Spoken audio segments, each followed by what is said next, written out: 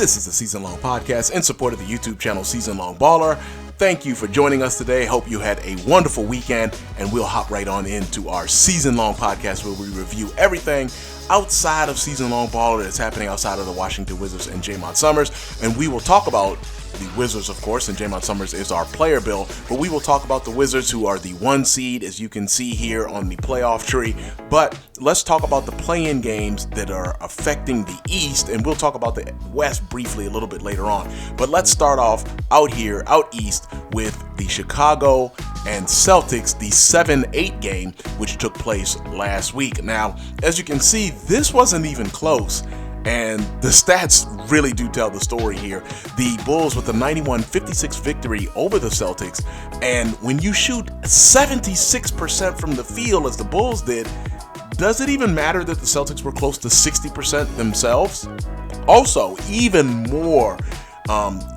a bigger disparity, the 84% that the Bulls shot from three, 21 out of 25. They only missed 4 3-pointers.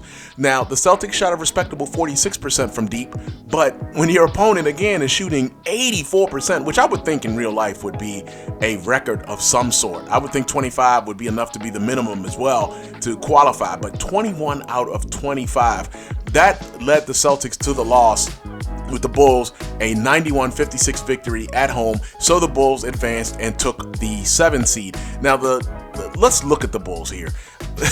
Led off here with Patrick Williams, who obviously was hurt in real life. So he had been out for the past couple months, but in our simulation, still playing, and in this game, playing well. 23 points, 8 out of 8 from the field. Did not miss a 3, going 7 out of 7.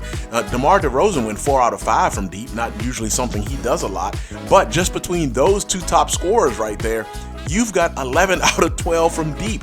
Zach LaVine didn't even have to do a lot of heavy lifting, only scored 7 points, shot the ball 3 times, made all of them, made his only 3-pointer. But again, all of it leading to 21 out of 25 and 34 out of 42 overall for the Bulls. For the Celtics, Al Horford led the way, and as you see, nobody had double figures in scoring. Horford led the way along with Derek White. Both had 9 points. Horford didn't miss from the field. Had one 3-pointer, but again, not enough at all when your opponent is shooting over 80% from deep. And this was what we did with all of the play-in games was the Simcast live feature on 2K24, and we talked about these games. We watched these games and did the Simcast live, and you can check those out. All 3 of the play-in games, we did Simcast live last week, and a 91-56 victory here in the 7-8 game for the Bulls. Now, the 9-10 game, as you see, Toronto hosting Atlanta, and Toronto would get the victory here. 72-64, a much better game than what we saw between the Celtics and the Bulls. 53% from the field for the Raptors. The Hawks were 55%, so actually shot better. The Raptors shot more free throws, and the Hawks even outscored the Raptors on fast break points 13-0. So you have to wonder, how in the world did the Raptors win this game? And they did have more second chance points. They did have a big advantage on the bench, 22-13, and they did clean up the boards, out rebounding the Hawks 25-19, but had 5 offensive rebounds. Now, this set up Toronto to face the Celtics for the 7-8 game. The Hawks are now eliminated. So your 7-8 game is basically Boston and Toronto, and the winner of this game, which was played last Friday, the winner of this game would get the right to play the Wizards. And Toronto defeated the Celtics. And again, the Celtics did not shoot badly in this game. Raptors won 63-60, a 3-point margin. Both teams were 50% from distance, and the Celtics were a slight bit better from the field, shooting 57%. The Celtics also out-rebounded the the Raptors 23-19. But the big difference here, or I guess the difference in the game, 3 free throws made by the Raptors. They were 3 out of 4 from the free throw line. I know that doesn't sound like a lot. They only shot 75%. But look, the Celtics, just like in real life, had a game where they shot no free throws.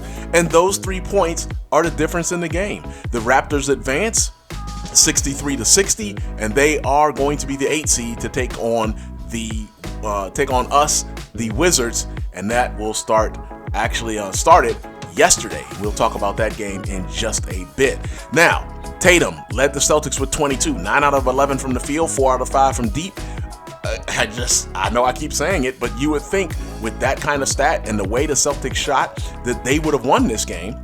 And again, the way they've shot both games between this game against the Raptors and then the earlier game in the week against the Bulls, you would have thought that they would have won one of these 2 games, but the Celtics are definitely unlucky here and lose to the Raptors 63-60. So before we talk about the Raptors' fate as they are the 8 seed, let's run out west right quick and take a quick look. You see OKC was the 7 seed and they defeated Phoenix, so they moved into the 7 slot, and Phoenix would go on to take on Denver, who defeated Dallas in the 9-10 matchup. OKC being the 7 seed, we'll talk about their opponent in just a moment. And then Denver defeated Dallas 9 out of the 9-10 game. Dallas is now eliminated. So your 7-8 matchup here on Friday was Phoenix hosting Denver, and Denver takes the L, which is drastically different again from real life. And Phoenix advances to take on the 1 seed, the LA Lakers, out west. All right, so now we've got the full playoff bracket, and taking a look out west first, the Lakers are your 1 seed. They will be taking on Phoenix, who is the 8 seed, who emerged out of the play-in tournament. Down at the bottom of the bracket, Golden State is the 2nd seed. OKC, who won the first 7-8 matchup in the play-in out west, they are the 7 seed. Back to the top, 4 and 5 matchup, Minnesota against the LA Clippers, and then your 3-6 matchup is Memphis against New Orleans. Now, being honest here, on the west side of the bracket, we split with the Lakers this season. I believe we split with OKC. We swept Golden State, split with Memphis, swept New Orleans, lost the season series to Minnesota, and swept the Clippers. So who would I want to come out of the West? Probably New Orleans. I don't think that's going to happen. That's probably who I'd rather see. But I admit, the Lakers are probably going to be a tough matchup. Minnesota will definitely be a tough matchup. We did not beat them this season. I think the Clippers were, even though we swept the Clippers, I think they'd be a tough matchup. OKC, who we split with, again, another tough matchup. So I will have an eye out looking west the entire time, because I'd like to see who comes out of the West, provided, of course, that we come out of the East, which is not a foregone conclusion.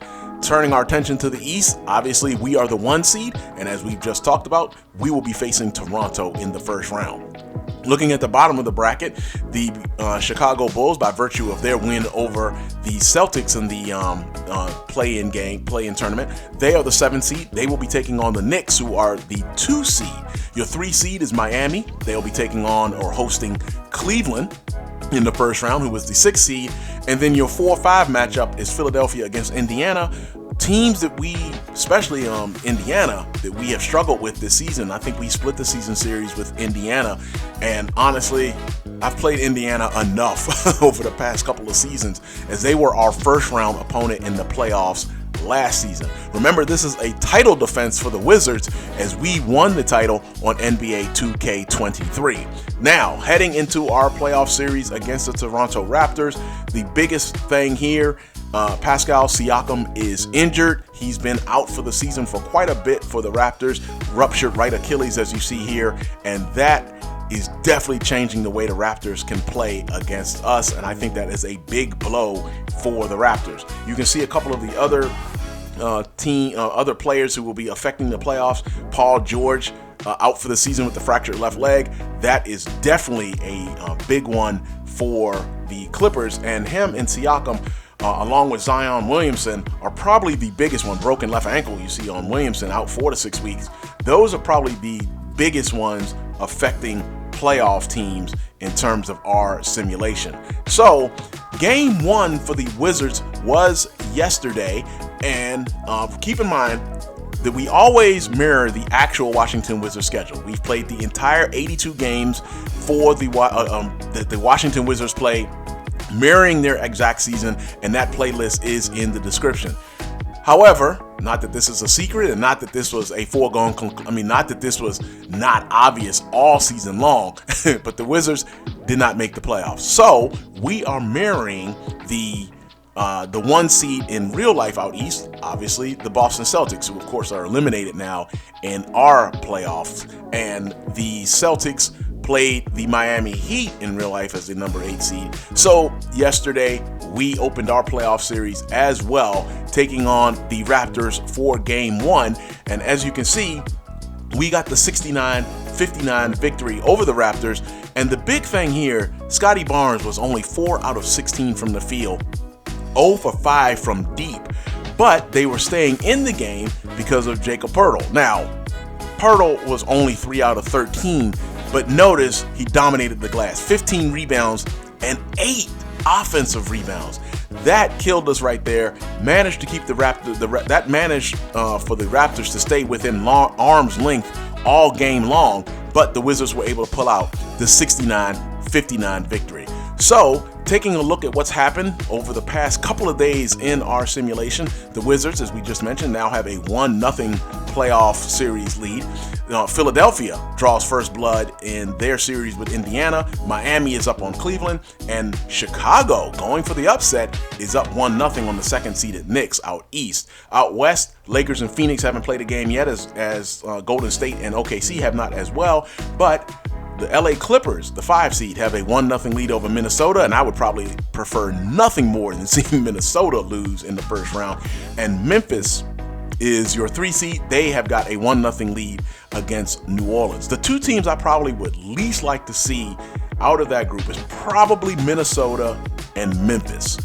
I don't think we want to see Ja Morant anymore, and Minnesota basically handled us twice, both at home and in Minnesota. So I don't think I want to see either one of those. So we will be playing again on Wednesday, again mirroring the playoff schedule of the Boston Celtics right now, the 1 seed in the real NBA out east. We will play game 2 against Toronto on Wednesday as well. That's going to do it for this edition of the Season Long Podcast. Please join us for the game on Wednesday. If you like what we do on the channel, go ahead and give us that like and subscribe. It is much appreciated. I always joke that we don't need the notification bell because when the real Wizards play, we play. But that's not the case anymore since the real Wizards are done. So when the Celtics are playing, we'll try to mirror that up and try to play when the Celtics play. Last season, that was the strategy as well.